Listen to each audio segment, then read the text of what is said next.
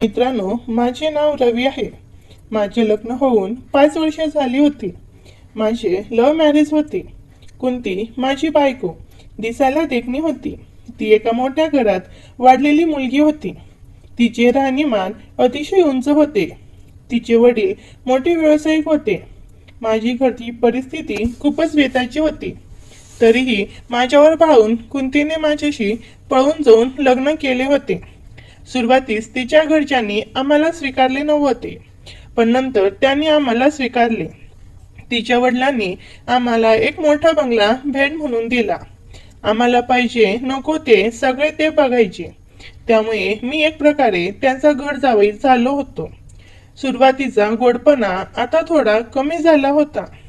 माझ्यात आणि कुंतीमध्ये आता वारंवार खटके उडू लागले होते. ती मला तिच्या मर्जीप्रमाणे हवी तशी वागू पाहत होती. तिला तिच्या उंच राहणीमानाची मस्ती होती. मी मात्र तिला दाद लागू देत नव्हतो. त्यामुळे आमच्यासारखे खटके उडू लागले होते. नको झाले होते काही. तिला घरकामाची आवड नव्हती. त्यामुळे तिने एक बाई कामाला ठेवली होती. अंकिता आमची कामवाली दिसायला गरगरीत होते. तिला बघताच ती कामवाली आहे यावर विश्वास ठेवणे कठीण होते.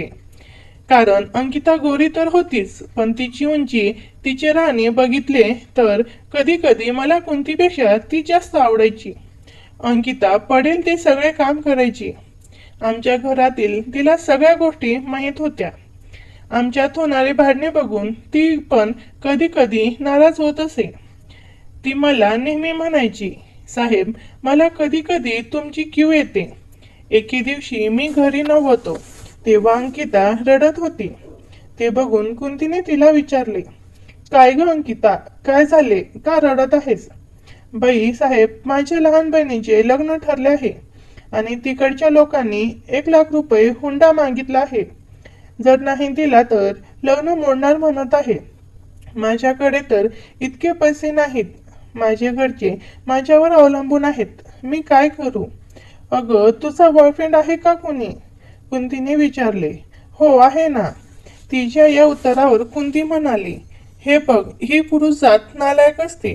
तू तुझी प्रॉपर्टी दाखव त्याला मोबाईल कॅमेरावर आणि त्याला सांग तुला थोडी पैशाची मदत कर म्हणून. माझी प्रॉपर्टी म्हणजे काय मला समजले नाही. ती म्हणाली, अगं, तुझी प्रॉपर्टी म्हणजे तुझे शरीर. थोडे गरम कर त्याला, म्हणजे बघ काय होते ते. कुंती म्हणाली आणि निघून गेली. दुसऱ्या दिवशी घरी कोणी नाही हे बघून अंकिताने तिच्या बॉयफ्रेंडला फोन केला आणि म्हणाली, राहुल, माझ्याकडे तुझ्यासाठी काहीतरी स्पेशल आहे. तू जरा ऑनलाईन कॅमेरा चालू कर. त्याने कॅमेरा चालू केला आणि बघू लागला. इकडे अंकिताने तिचे सगळे काढायला सुरुवात केली आणि थोड्याच वेळात ती सर्व झाली. तिला त्या अवतारात बघून तिचा बॉयफ्रेंड तिकडे उड्या मारू लागला. जवळपास अर्धा तास तिने त्याला गरम केले, पण लगेच पैसे मागायला नको म्हणून ती काही बोलली नाही. 2-3 दिवस झाले. कुंती काही कामासाठी बाहेर गावी गेली होती आणि मी ऑफिसला.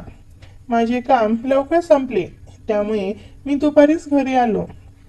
सगळ्यांच्याकडे घराची किल्ली असायची, त्यामुळे मी दार उघडले आणि आत आलो. आतल्या खोलीत मी जाता जाता डोकावले तर थपकलोच. समोर मोबाईल मधील कॅमेरा चालू होता आणि अंकिताने तिचे एक एक काढत होते. मला हे काहीच माहीत नसल्याने मी आडोशा घेऊन काय चालू आहे ते आरामात बघत उभा राहिलो. अंकिता अशी जण उभी होती. समोरून कोणा पुरुषाचा आवाज येत होता. त्यावरून मी समजलो की हा तिचा बॉयफ्रेंड असेल कदाचित. गुलाबी कलरची ती घातलेली अंकितावर जितकी गोरी होती त्यापेक्षा कितीतरी पटीने गोरी आत होती. ते म्हणतात ना, शोरूम में इतना तो गोडाऊन में कितना. तिने तिचे केस सोडले आणि एखाद्या मराठी पिक्चर मधील नटीसारखी ती तिच्या केसातून हात फिरवू लागली. तिचे झाडाचे 2 आंबे हातात घेऊन ती दाबू लागली. तिची हावभाव अशी होती की तिला आता कोणत्याही परिस्थितीत क्रिकेट खेळायची गरज आहे. क्रिकेट म्हणजेच त्या गोष्टीची गरज आहे. तुम्ही समजलाच असाल की मी कोणत्या गोष्टीबद्दल बोलत आहे. मी थोडे पुढे होऊन बघितले तर तिचा बॉयफ्रेंड तिकडे शर्ट होऊन बसला होता. तिचा हा अवतार बघून तो त्याचा बॅट तिकडे हलवत बसला होता. बॅट म्हणजे आपली ती वस्तू समजून घ्या. थोडा वेळ त्याचा हा प्रकार चालू होता. तिने त्यांचा शो बंद केला. तिने सगळे घातले. ती मागे वळाली आणि समोर मला बघून तिची भंबीरे उडाली. साहेब, तुम्ही कधी आला? आणि तेही इतक्या लवकर? ती म्हणाली, जेव्हा तुझा शो चालू झाला तेव्हाच आलो मी. मी म्हणालो. त्यावर तिने तिच्या बहिणीच्या लग्नाची कथा सांगितली. हे बघ अंकिता, मी तुझे दुःख समजू शकतो. आपण दोघे एकमेकांची मदत करू शकतो. न समजून तिने विसलोरे कसे. हे बघ, तुझ्या पैशाची गरज मी पूर्ण करू शकतो. तुला जर माहीत आहे की मी माझ्यात आणि कुंतीमध्ये किती बेकार संबंध आहेत ते, त्यामुळे माझा नैसर्गिक गरजा ती पूर्ण करत नाही. ते तू केलेस तर मी तुझ्या बहिणीच्या लग्नाचा खर्च तर करीनच, पण तुला पण इथून पुढे पैसे नको ते बघेन. पण तुझ्या मनात नसेल तर राहू दे. मी म्हणालो. हो नाही करत शेवटी अंकिता तयार झाली. तिला मी माझ्या बेडरूममध्ये गेलो. मी तिचा शो तर बघितलाच होतो. आता मला त्याचा आत काय खजिना आहे ते बघायचा होता. मी माझे तोंड तिच्या तोंडात दिले आणि तिच्यावर वर्षाव सुरू केला. माझे हात तिच्या गळ्याच्या खालच्या दिशेने जाऊन त्याची कामे चालू केले होते. माझ्या चंबनाने आणि माझ्या हाताच्या दाबाने ती आता खरेच गरम झाली होती. माझी लाळ तिच्यात आत जात होती आणि तिचीला माझ्या तोंडात आणि आम्ही दोघे गरम झालो होतो. मी तिचे वळचे लगेचच उतरवले. ती आता जशी व्हिडिओ कॉलवर होती तशी झाली. जी तिच्या बॉयफ्रेंडला बघायला मिळाले नाही आणि उपभोगायला मिळाले नाही ते मला मिळाले होते. मी तिच्या झाडाच्या 2 आंब्याला हात लावत होतो. तिने त्याच वेळी माझे पण काढून टाकले. तिने मला बेडवर नेले आणि ती सरळ खाली माझ्या बॅटकडे गेली. माझी उत्तेजना आता परमोच्च बिंदूवर पोहोचली होती आणि ती पण मला पूर्णपणे साथ देत होती. त्या क्षणी मी पूर्णपणे तिच्या प्रेमात बुडून गेलो होतो.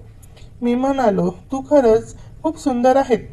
ती शरमेने लाजली आणि मला मिठी मारली. मी मागचा पुढचा कोणताही विचार न करता लगेच माझ्या तटलेल्या बॅटला वाट मोकळी करून दिली. तिने माझी बॅट पाहून धक्क झाली होती. माझ्या बॅटला बघून तिला समजले होते की आज त्याची जमीन फाटणार आहे. ती जोरात मिठी मारून म्हणाली, रवी चल लवकर, आता क्रिकेट खेळूया. मी म्हणालो, हो अंकिता, मला पण क्रिकेट खेळायची खूप इच्छा होत आहे. मग मी चेन खोलून माझी बॅट काढली. ती माझी बॅट बघताच चकित झाली, कारण माझी बॅट खूप लांब व जाडसर होती.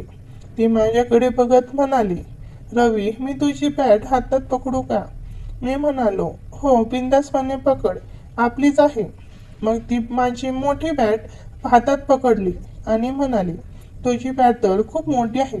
माझी बॅट अंकिताच्या हातात बसत नव्हती, कारण मी थोड्या शरीराने लांब व भरदार असल्याने माझी बॅट पण मोठी होती. ती मला म्हणाली, तू पहिले कोणासोबत क्रिकेट खेळला आहेस का? मी म्हणालो, नाही अंकिता, याच्या आधी मी कोणत्याही मुलीसोबत स्त्रीसोबत क्रिकेट खेळलो नाही. आज मी पहिल्यांदाच तुझ्यासोबत खेळणार आहे. माझ्या तोंडातून हे शब्द ऐकताच ती म्हणाली, मला आता तुमची बॅट बघून क्रिकेट खेळायची खूप इच्छा होत आहे. लवकर बॅट ग्राउंडवर टेका, मला पण खेळायची खूप इच्छा होत होती. मी तिला म्हणालो, अंकिता खेळायच्या आधी मला तुझं ग्राउंड तर दाखव. ती लगेच तिचा हिरवगार ग्राउंड मला दाखवत मला म्हणाली, हे आहे माझे ग्राउंड. मी त्याचे ग्राउंड बघताच थोडा वेळ बघतच राहिलो, कारण असा ग्राउंड मी पहिल्यांदाच बघत होतो. ग्राउंड मस्त हिरवगार होता, पण त्यात गवत खूप वाढलेले होते. ग्राउंड थोडा ओलसर झालेला होता, म्हणून वाफ निघत होते. हे बघताच मी दीपालीला म्हणालो, अंकिता ग्राउंड तर खूपच मस्त आहे, पण ग्राउंडला थोडे गवत वाढलेले आहे. गवत राहिला नसता तर ग्राउंडवर खेळायला अजून जास्त मजा आली असती. अंकिता म्हणाली, हो रवी, बरोबर आहे तुमचे बोलणे, पण मला वेळच मिळाला नाही रे गवत काढायला. पुढच्या वेळेस नक्की साफसफाई करेन. आता ते सर्व सोड आणि लवकर ग्राउंडला बॅट टेकव. मी लगेच माझी बॅट हातात घेऊन ग्राउंडमध्ये उतरलो. माझी मोठी बॅट पकडून ग्राउंडला टेकला. लगेच अंकिता मला म्हणाली, रवी थोडं हळूहळू मार. मला पण खूप दिवस झाले क्रिकेट घेऊन. मी हो म्हणत पुरी ताकदीने जोरात हाणला आणि छक्का मारला. ती एकदम जोरात ओरडली. तिच्या डोळ्यात पाणी आलं होतं. ती एकदम अडखळत म्हणाली, रवी जरा हळूहळू. मी म्हणालो, नाही अंकिता, मला तुझ्यासोबत खेळायला खूप मजा येत आहे. आजपर्यंत मी असा ग्राउंड कधीच बघितला नव्हता. मला तुझ्यासोबत क्रिकेट खेळून खूप मजा येत आहे. मग मी कधी चौका मारायचा तर कधी छक्का मारायचा. ती म्हणाली, रवी मी तुझ्यासारखा प्लेयर कधीही बघितला नव्हता. खरं सांगू का रवी, माझ्या त्याला खेळताच येत नाही. आज पहिल्यांदाच असं क्रिकेट खेळत आहे. रवी आपण अधूनमधून क्रिकेट खेळत जाऊ. मी म्हणालो, हो अंकिता, नक्कीच खेळू. मी आता वेगवेगळ्या प्रकारे बॅटिंग करत होतो आणि सोबत बॉलिंग पण, आणि तिला आनंद देत होतो. आणि बघता बघता आम्ही दोघेही एका शेवटच्या टोकावर आलो आणि मग एका समोरच्या बिंदूवर येऊन शांत झालो. श्वास रोखून धरल्यासारखी आमची अवस्था झाली होती. आमची घामाने अंघोळ झाली होती आणि मग हळूहळू आम्ही शांत झालो. मी पुन्हा एकदा बॉलिंग करत आम्ही दोघेही एकमेकांच्या मध्ये सामावून शांत झालो. रात्री जवळपास 12 वाजले होते आणि आम्ही एकमेकांच्या खूप जवळ आलो होतो.